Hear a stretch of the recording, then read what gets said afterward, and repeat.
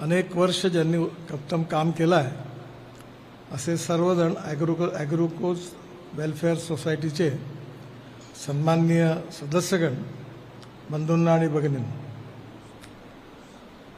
सर्वप्रथम आपल्या सगळ्यांशी भेटत असताना मला अतिशय मनापासून आनंद आहे.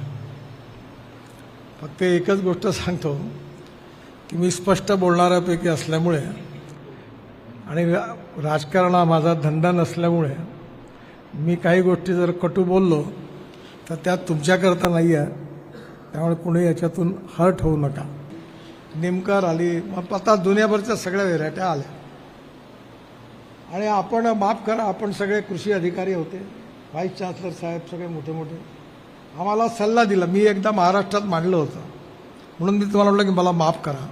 कारण आपल्या कितीकडे कसं आहे की आपल्याकडे लोकही वेगळे आहेत, जात पात पंथ धर्म आमचा जातवाला, कोणी जातवाल्या नेत्यांनी कोण्या जातीचं भलं नाही केलं, माफ करा मला.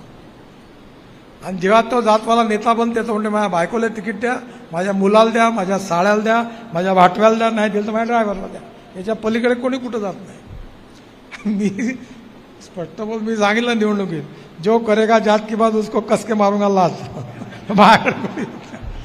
पेरियर मेरा पूरा नागपुर मेरा है, वो मेरा परिवार है, मैं नागपुर का हूँ, जनता मेरी है, मैं उनकी है. ये जात पात की बात मला नका सांगू. त्याच्यावर भांडणं सुरू आहे. आम्हाला नेत्याला बरोबर कळते का कसं तुम्हाला भांडणं करायला लावलं तर आमचा फायदा कसा होते हे आम्हाला माहिती आहे. त्यामुळे backwardness becoming a political interest. नोकऱ्याच नाही आहे पण भांडणं चालू आहे, भांडणं चालू आहे, नोकऱ्याच नाही आहे. नोकऱ्या इकॉनॉमी डेव्हलप होईल तेव्हा. आता 1,00,000 लोकांना मिहानमध्ये नोकऱ्या लागल्या आणि पुढल्या काळात 5 वर्ष अजून 1,00,000 लोकांना तेव्हा इथे उद्योग येतील, तेव्हा येईल.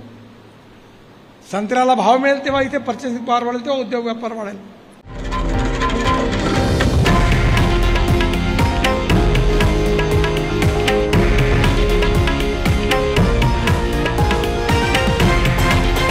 हे आहे देशातील नंबर 1 न्यूज नेटवर्क आणि आपण पाहत आहात TV9 मराठी, एकमेव.